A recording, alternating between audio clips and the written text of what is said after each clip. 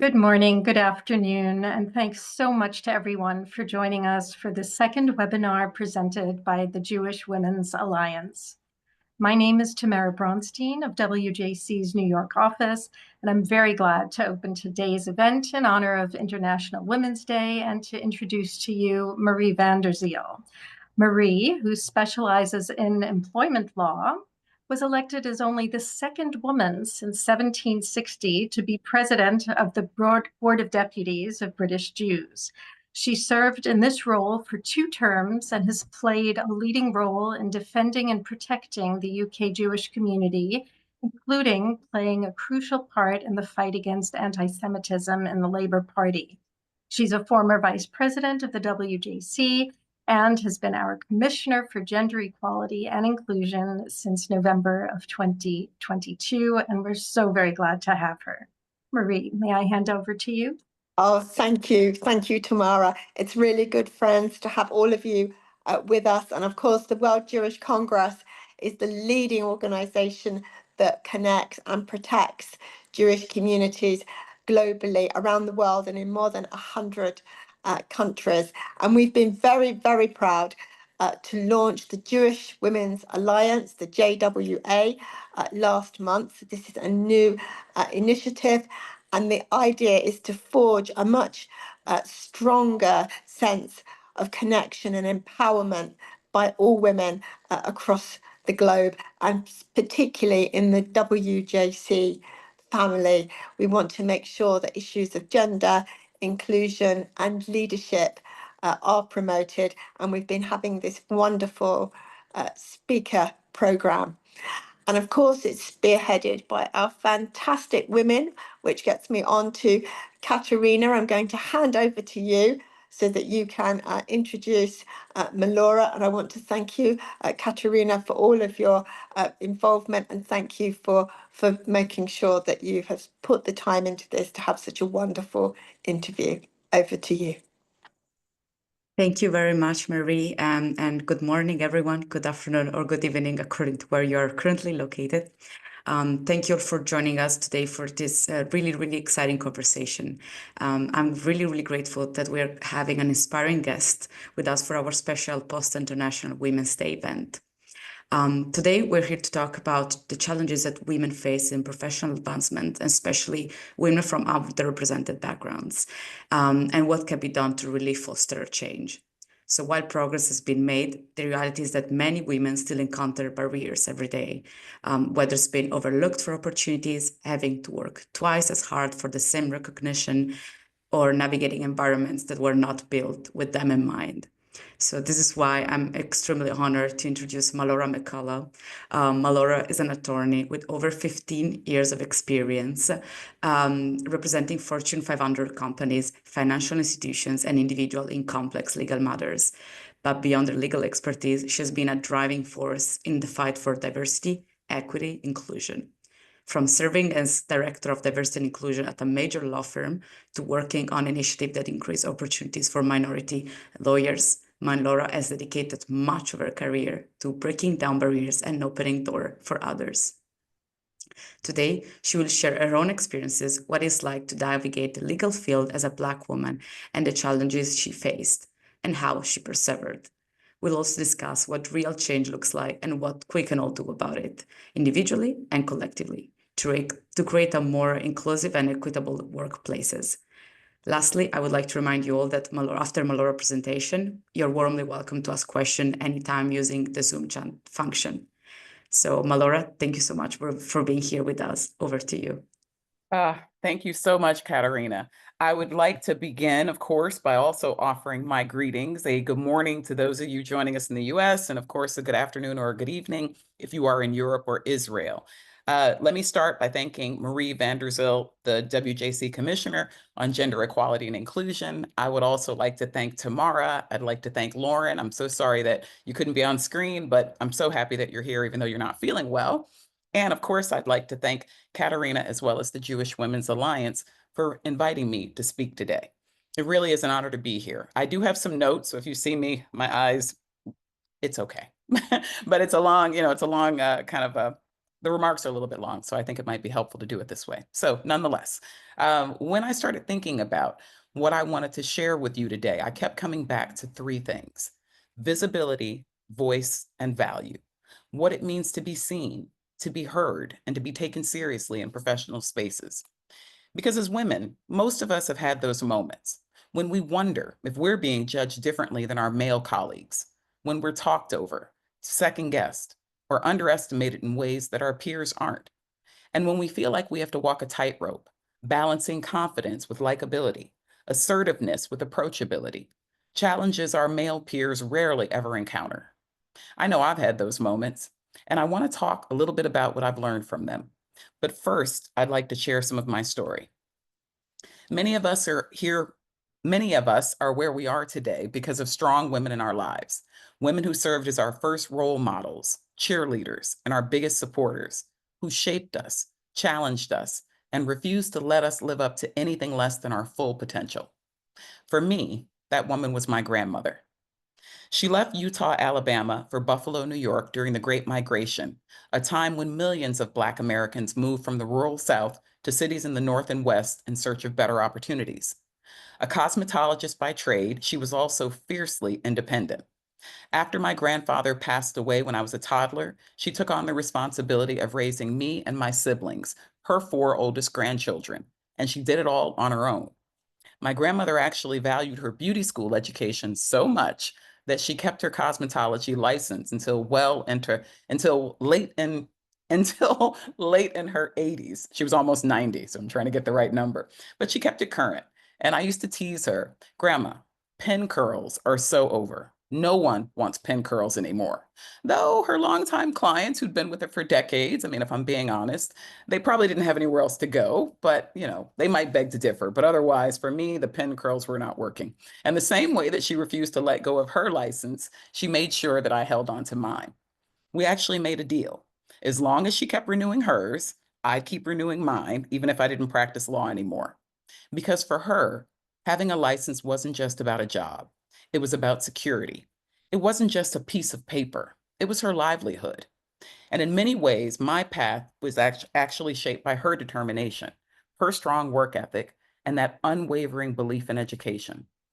There's a saying in Jewish culture: Jews are called the people of the book because of the deep reverence for education, study, and lifelong learning. My grandmother wasn't Jewish, but she embodied that same principle. And I'd like to think that I do as well. Because of her, I became the first in my family to earn an advanced degree. In college, I studied abroad in Vienna. I interned with the Senate Judiciary Committee here in the United States. I also managed to land a job as a paralegal at a prestigious New York City law firm, an opportunity that eventually led me to go to law school. There, I wrote onto Law Review. I secured over a dozen interviews as a part of the on-campus interviewing process. I even graduated in 2.5 years instead of 3.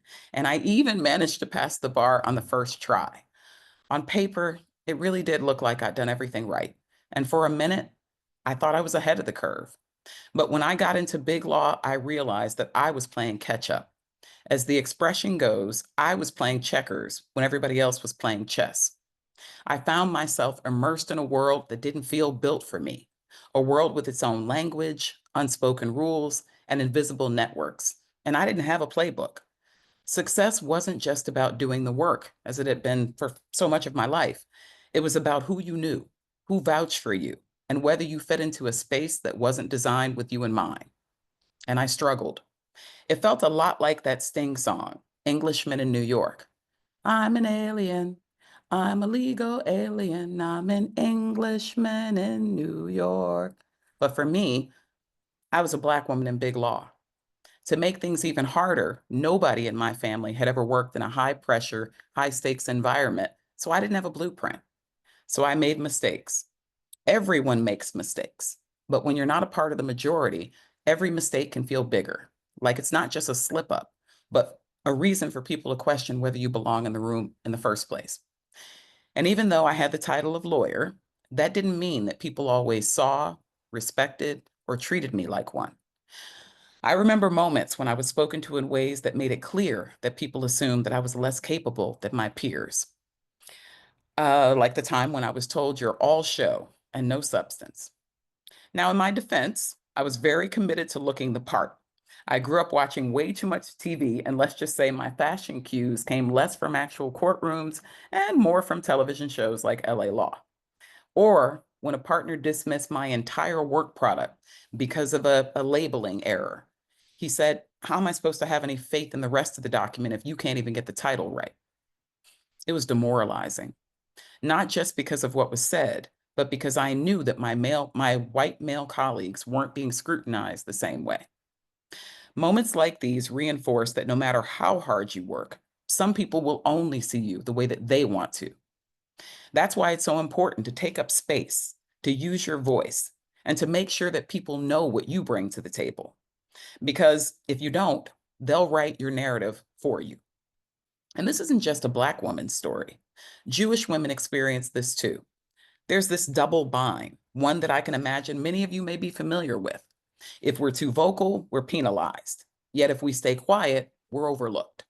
If we advocate for ourselves, we're difficult. If we step back, we're not leadership material. And whether it's in the courtroom, the boardroom, or any space where decisions are made, these biases shape how we're perceived. Women are more likely to be described as too emotional in performance reviews. Religious accommodations, like needing to leave early for Shabbat, are sometimes viewed as special treatment instead of a basic expression of faith. These biases can also shape how we're treated. Women are much less likely to get constructive feedback because they're afraid that we'll cry. And these biases can impact whether we're given a real shot at success. Women are underrepresented in leadership roles, not only in workplaces, but also in government and in other power positions. I also learned that being the only one in the numeric minority creates barriers, and it can actually alter the way that you navigate the workplace. So let's do a quick pulse check, because I doubt that I'm the only one who's been in these situations. I can't see your hands, but if you're on Zoom, you can use the hand sign. But by a show of hands, it'd be great to know how many of you have ever been the only woman in the room. I know I have. Have ever been the only visibly Jewish person in a professional space? Have ever been the only person of your race in a professional space? Ever had to decide whether to bring up your identity in a workplace setting, whether to mention an upcoming Jewish holiday or commitment, or even push back against a comment that didn't sit quite right? I relate to part of that. These moments, they're not just personal. They shape our confidence, our careers, and our ability to lead. The workplace is supposed to be a meritocracy, but many of us have seen firsthand how bias, whether intentional or not, can influence who gets heard, who gets ahead, and who gets a seat at the table. One of the first ways that I realized I wasn't on equal footing was how the work was assigned. Early on, I noticed that high-profile, career-defining cases always seemed to go to my white male colleagues, while I was given lower visibility work. In fact, I became known as Binder Girl, not for my legal acumen, but for my knack for organizing and categorizing case materials into binders, while my white male counterparts were routinely asked to contribute to key litigation arguments. I was basically the Marie Kondo of litigation binders. And for anybody unfamiliar with Marie Kondo, she's an internationally known organizing expert. She is basically the greatest of all time, or the GOAT of decluttering. But trust me, that's not what you want to be known for in big law. And instead of, this comparison sparking any kind of joy, it basically sparked a lot of frustration. At first, I told myself that if I just kept proving myself, the bigger opportunities would come. And then, ironically, one did. The firm was handling a high-profile case against an institution with a predominantly Black client base, and someone upstairs realized that a team of old white men leading the charge wasn't a great look. So for optics, they put 2 Black attorneys, including me, out front. On the one hand, it was an incredible opportunity, one that many of my peers had been fighting for. But on the other hand, I knew that I wasn't chosen because I was the most prepared or the most talented. I was chosen because of how it would look. And then that's when it really hit me. Opportunities aren't just given. You have to position yourself to be seen for the right reasons. At the time, I didn't even have the language for what I was experiencing. But looking back, I now understand it wasn't just about skills and competence. It was about belonging. And yet for years, I never spoke about this, not to colleagues, not to mentors, not even really to myself. There was a point when my fear of writing became so overwhelming that I went from feeling like a strong writer to struggling to put a few sentences together. Because in workplaces like Big Law, there's a quiet, but powerful expectation. Always project confidence, always have the answers, never mess up. So I stayed silent. I didn't talk about how lost I felt. I didn't admit how much I was struggling. Sound familiar? And I isolated, often staying in my office with the door closed for fear of being judged or criticized, which only compounded this dynamic. And when you factor in race, or for some of you, Jewish identity, there's often another layer of bias that's actually at play. Black and Jewish women in particular tend to get hit with the same tired stereotypes: pushy, aggressive, too outspoken, which can mean facing pushback for even advocating for ourselves. And in male-dominated spaces, Jewish women have the added layer of having to navigate gender bias along with the traditional expectations of femininity within their own communities. But the only way we can start shifting these dynamics is by being real about them, naming them, sharing our experiences, and finding spaces where we can be honest with each other. After today, I encourage you to find colleagues and opportunities to share your experiences, because more often than not, once we open up, we realize that we're not the only ones feeling this way. So what can we do? I believe that the way to move forward is through allyship and advocacy, not just for ourselves, but for each other. With that in mind, I'd like to leave you with a few asks, and you can blame this on my workshop facilitator background. The first thing I'd like to do is ask you to challenge assumptions. Pay attention to the way that women are talked about in the workplace. Are double standards creeping in? Sometimes, by just asking a simple question, we can shift the perspective. Would you say that if you were talking about a man? Notice how you interpret confidence. When a man speaks up for himself, he's seen as a leader. When a woman does the same, she's often labeled as difficult. The bias isn't always intentional, but it has real consequences. The second thing I'd like to ask you to do is to use your influence.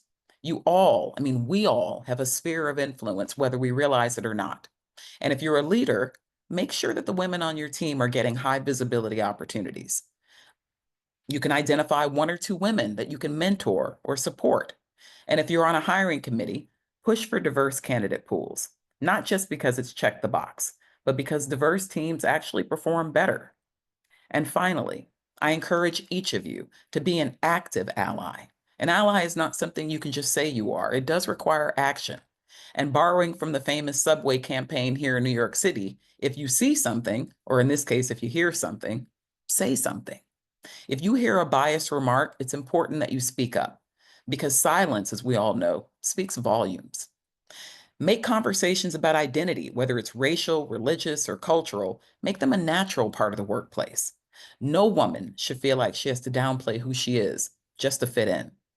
And in my life experience, if my life experiences have taught me nothing else, it's the importance of being my own advocate. So I also want to leave you with this bit of self-reflection. How are you advocating for yourself? How are you making sure that your contributions are seen? And how are you using your voice to shape the workplace that you want to be a part of? Because when we take up space, when we amplify each other's voices, we don't just succeed individually, we change the culture and we make it better for everyone. Thank you.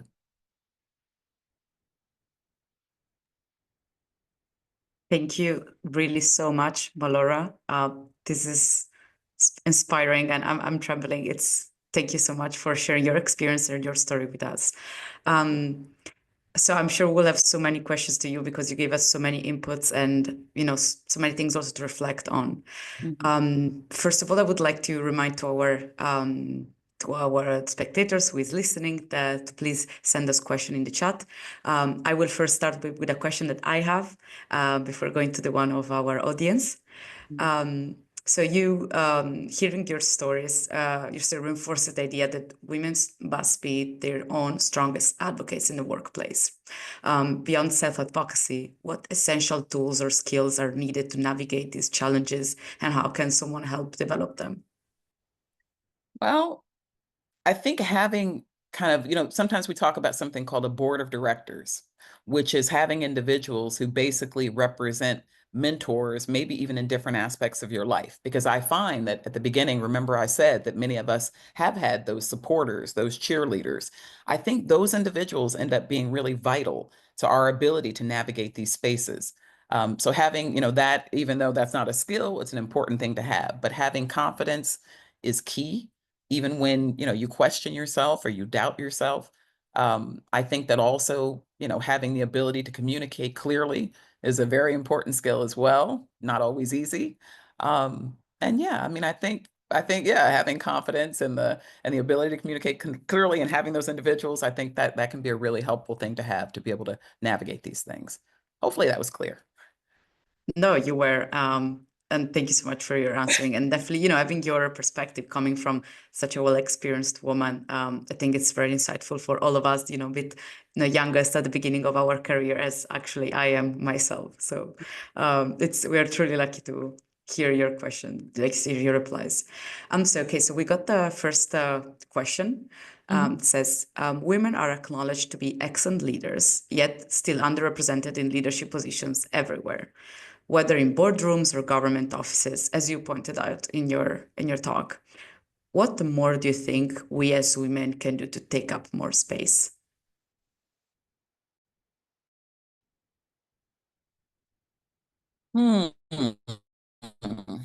Well, first we have to look why we're underrepresented. And the first, even though it's not the most comfortable conversation to have, if we aren't having those conversations, we're not acknowledging the barriers that actually inhibit our ability to be leaders. Because yes, we're capable, we can do it, but unfortunately, because of implicit bias, those opportunities are not always available to us. So I think, and I advocate for this quite a bit, and whether it's in the workshops I do or even in my real life, I talk about bias a lot, a lot. I'm pretty sure I was out last night and I had cocktails and I probably talked about bias there, but I like to normalize that sort of thing. So I think that women can take up a lot more space just by kind of getting other people to have that awareness that, listen, I'm strong, I'm capable, I'm competent, but I may not always be getting those opportunities. So having other people who can speak on your behalf and really advocate for you and give you that opportunity to be present in those spaces, I think that helps you. But yeah, it's not easy. I mean, you can take up all the space in the world, or you can, be kind of that kind of person. But if you're not getting those opportunities because of implicit bias, then it's not really going to matter as much, unfortunately.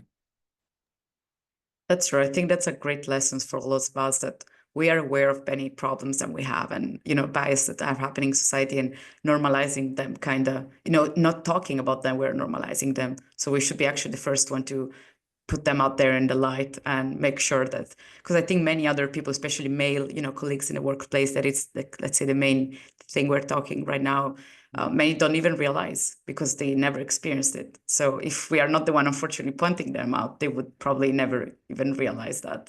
And it's the way that you do it. It's about how you do it. And I want to give you just a little bit example, because I like to use this in my workshop. I think it helps. I like to make it easier for people to kind of accept that bias is a real thing. Bias does not mean you're bad. Bias just means that your brain is wired in a way that if we don't interrupt those things, it can run wild, and it can impact our decision making, and it can impact, kind of the way that we interact with individuals. So, that's one thing. But I'll give you the quick example. I always like to say to people that, let's say I came to work at the WJC and I learned 2 people were joining my team. And as luck would have it, one of those individuals happens to be from Brooklyn, New York. And Brooklyn, New York is here in the United States on the East Coast. I'm obsessed with Brooklyn, New York. I'm not from Brooklyn, New York. I'm from Buffalo. I already told you that. But basically, because of my obsession with Brooklyn, remember, I've joined the WJC. Now I go seek out this young lady who I know is also from Brooklyn. And I want to lift her up, and I want to share the unwritten rules, and I want her to be successful at the WJC. But remember, she didn't do anything to get that.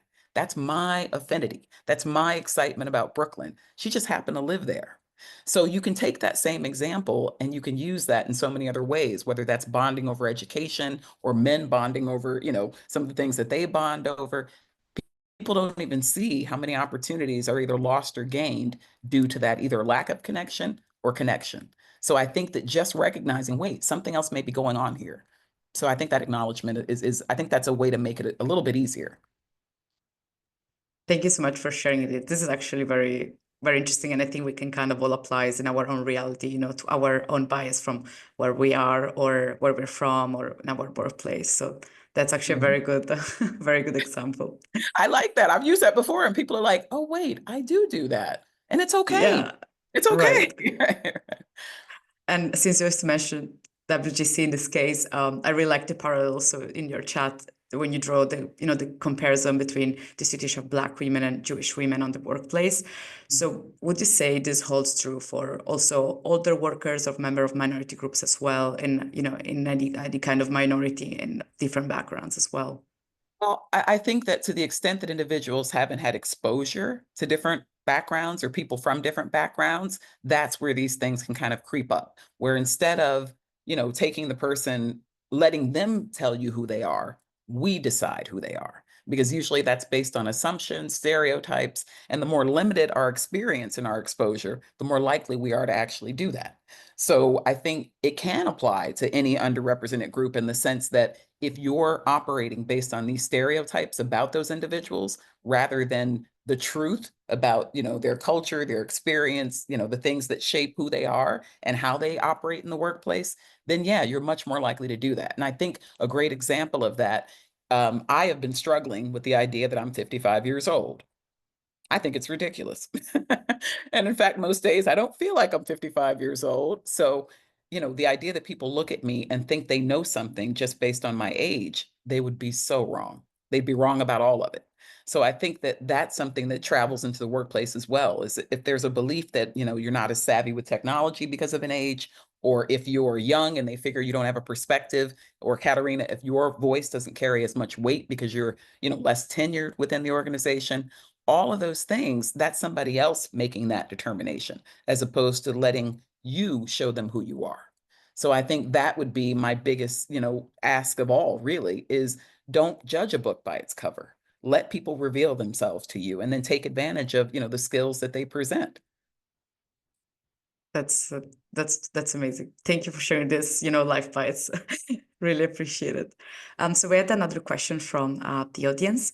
How can society balance religious or cultural traditions with the universal principles of women's rights, particularly in cases where legal protection for women conflict with deeply held beliefs? All right, repeat that again, because that sounds like a more complicated one, but if you could read it one more time. Yeah. So how can societies balance religious or cultural tradition with the universal principles of women's rights, particularly in the case where legal protection for women's conflict with deeply held beliefs, let's say, are in conflict with the beliefs of our society? Oh, that's a tough one. Yeah. Tough one. I mean, the only thing I can think about is that first and foremost, it's about being, what is it? I think there's an expression that says, to thine own self be true.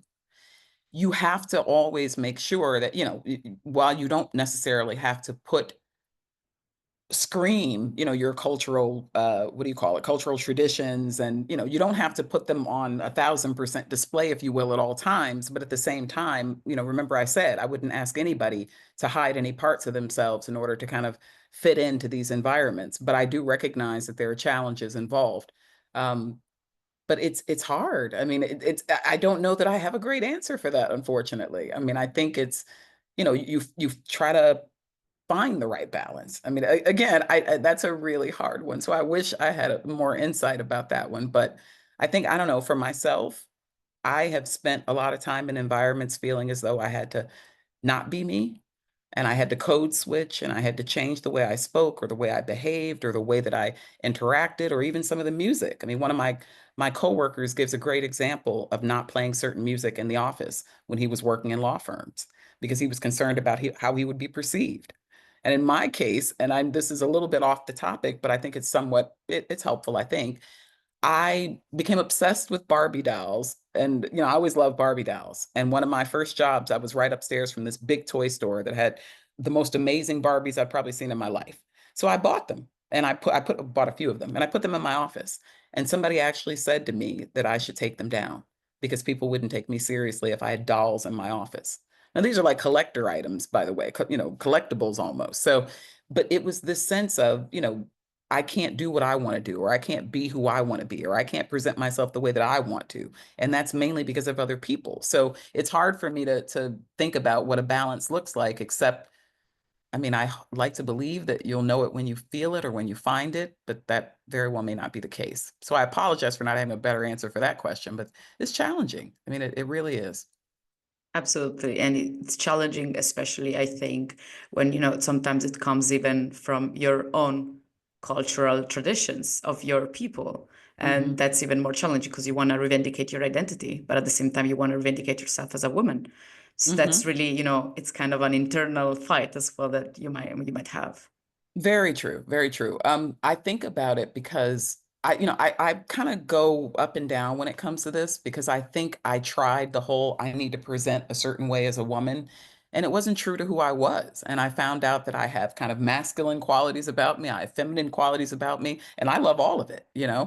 but everybody doesn't embrace all of that, So if That's if I present too much of that strength, now it's a problem because I'm not fitting into gender stereotypes and gender roles. And yet, if I don't do that, as I kind of mentioned in my speech, then it's, yeah, well, you can't lead, or so how's that supposed to work? But, I think for me, and I think probably why this was a little more challenging for me to answer, I did grow up in the church. I'm not as religious as I used to be. I'd like to say I'm more spiritual than religious.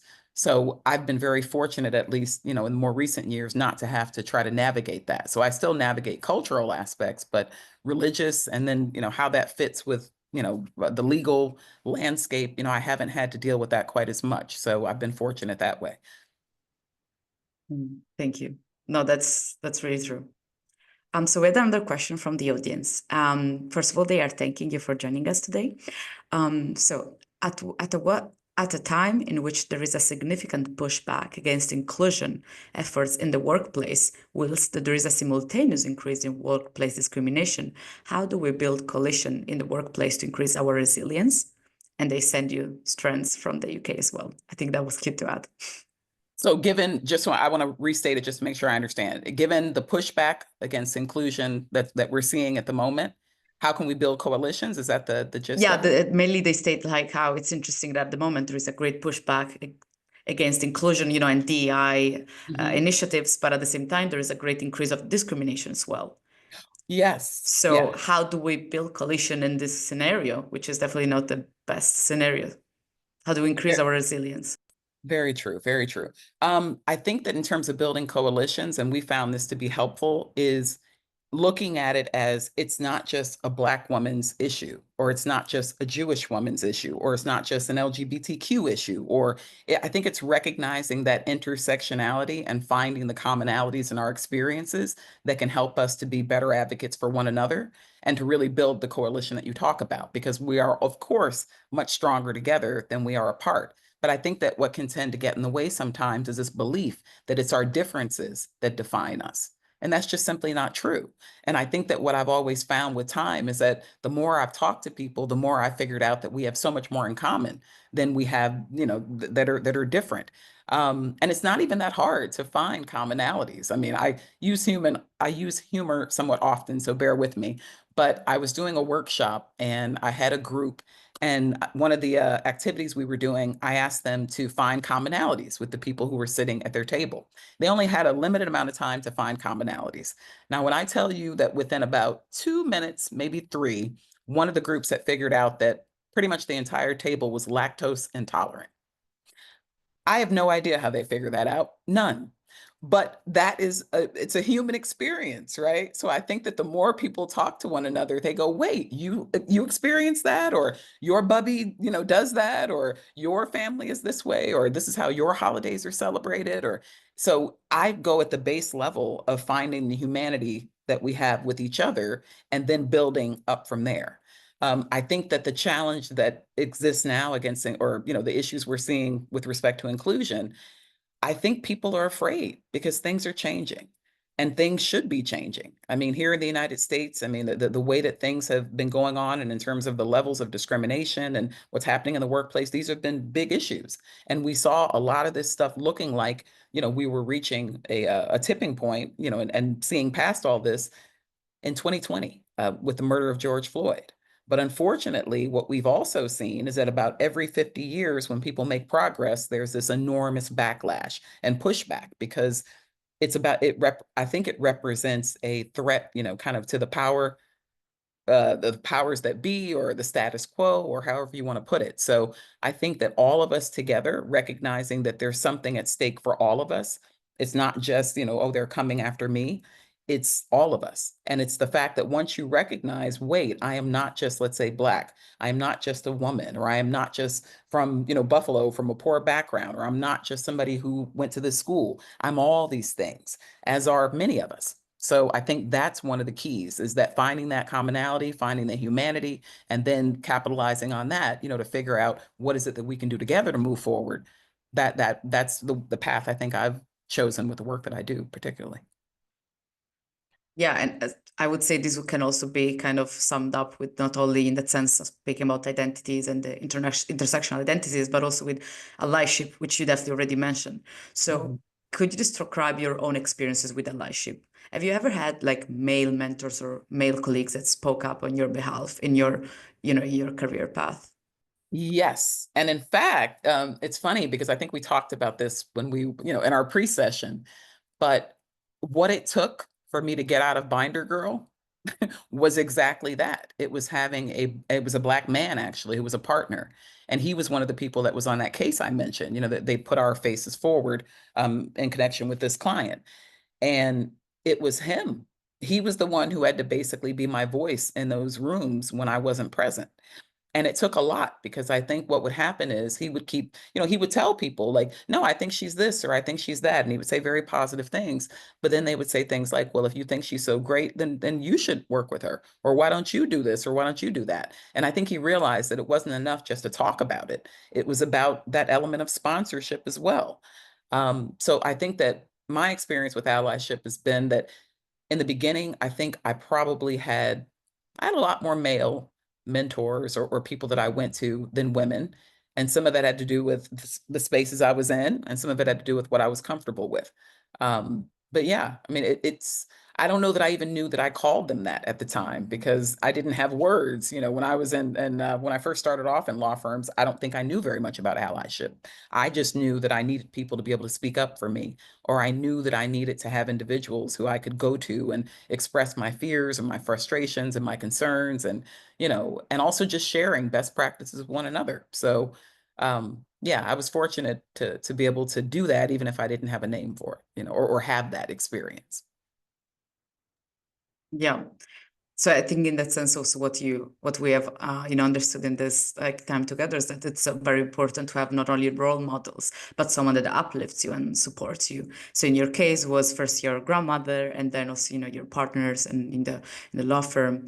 In that sense, you said this is what really also pushed you to like be your own advocate and actually be the one like standing up first. And what do you I mean, we're not everyone is lucky to have such figures sometimes in the workplace. So how do you think can someone find such, like sponsors in a way that can uplift you? Or how can someone cultivate that kind of support as well? It requires courage, first and foremost, because if you're anything like me, I struggled with asking people to do things or asking people for things. I never like to think that I'm imposing. It's like one of my worst kind of fears almost is like, oh, I don't want them to think I need anything from them. Well, the short of it is I had to get over that. I had to get over it pretty quickly because, I don't know why I'm using all these expressions, but there's another one that says closed mouths don't get fed. That was one I had to really kind of take to heart and think, if I don't speak up, if I don't go to people and ask them, if I don't tell them what I need, how am I supposed to get it? So it's overcoming, I think, any sense of fear or a lack of courage or, that sort of thing. And then even if it's just having that one person in your corner that you can bounce things off of, who can then kind of be the person to say, yeah, you should go talk to Lauren, she'd be a great sponsor for you. Or, so I think capitalizing on the mentorship aspect of it can help you to get to the sponsorship side. Because I think the mentorship, we always say that sponsorship is mentorship on steroids. And for those of you who don't know, a mentor mentor may be somebody you can have coffee with. You can tell them when you screwed something up. You can have kind of that kind of relationship. A sponsor is that person who's more of a power player and kind of a broker who can represent you and your interests when you're not in the room, who can represent you at the table. So I think that, letting go of any misgivings or apprehension around doing that and recognizing that more often than not, they want to help you. They want to see you succeed. And, so by you coming to them, I think it really is a great testament to kind of your belief in them. And, people are flattered, I think, by that as well. The idea that you see something in them and you see value in the relationship, and it's reciprocal. I mean, that's what we find with this work, whether it's mentorship or sponsorship, both parties really do get something out of it. And I also really do encourage people to do this across differences, because it's way too easy to just get focused on the same people for the reasons I said. But I think that willingness to extend yourself beyond, or go seek out people who represent a different perspective in terms of being able to, kind of be your voice. I think that's a key thing as well.